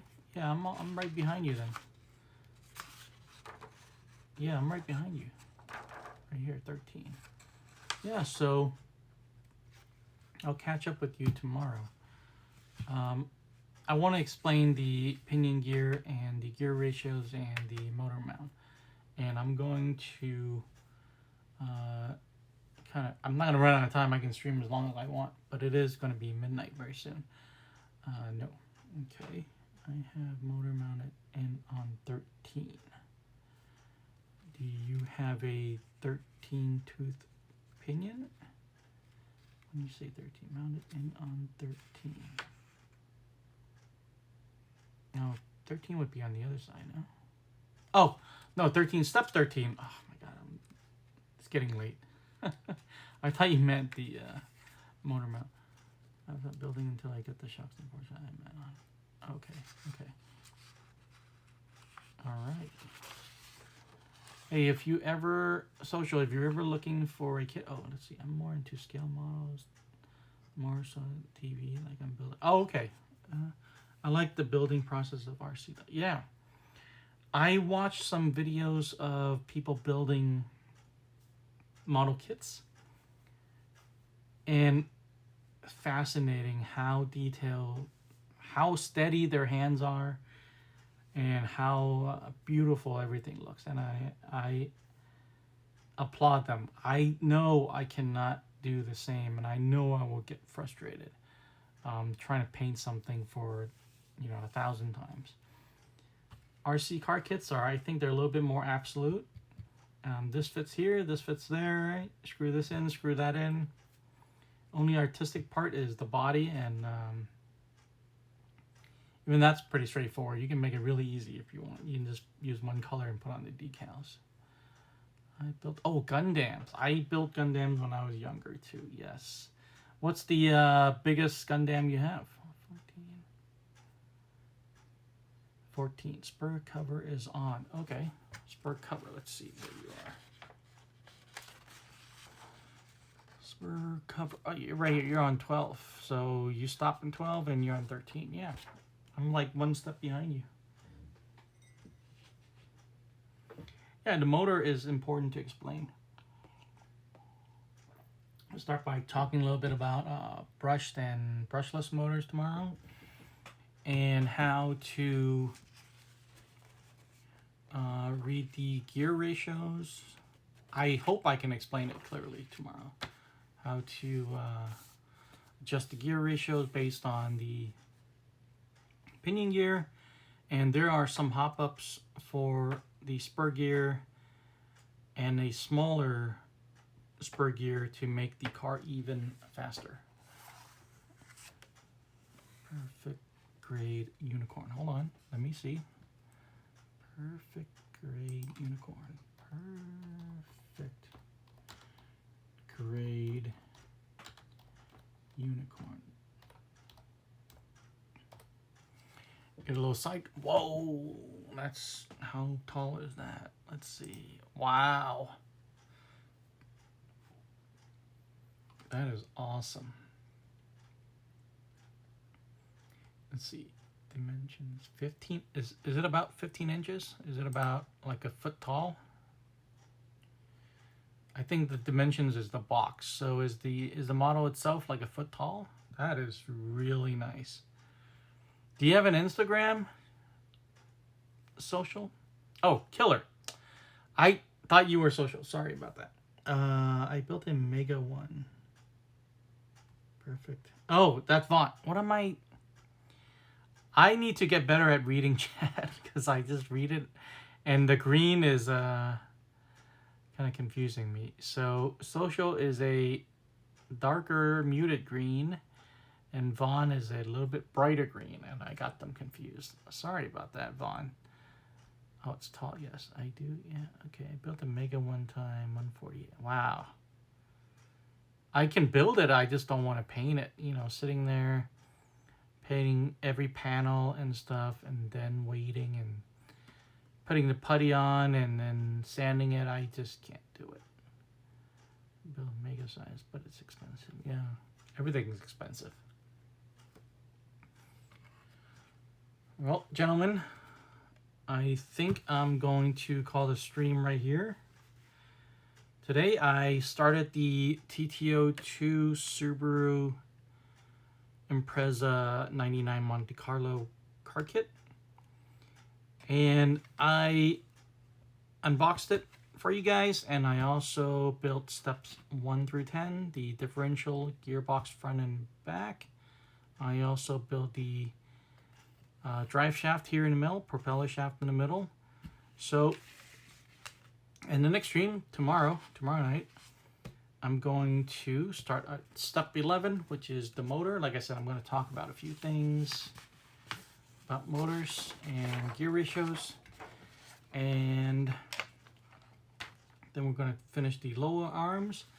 Let's see, I can probably get all the way to, I can probably do all the uprights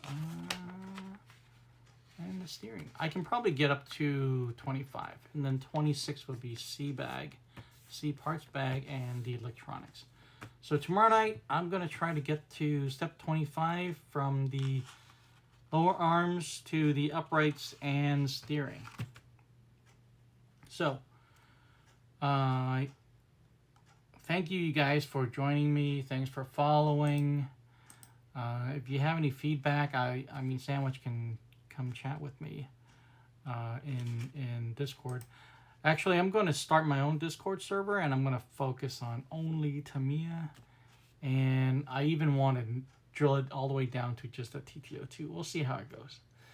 But yeah, Gundam are pre-colored. You can paint if you want. It's not required. Accepted. Great stream. Thanks for sharing. Okay, thank you guys. The mega size. Thank you, Vons. Thank you, Sandwich. Thank you, Social. I hope I can keep saying thank you to everybody for a while, but at some point I hope to also have too many people to say goodnight to. But that's a different problem to have. So thanks for watching my stream tonight, and I'll see you guys tomorrow. Have a good night.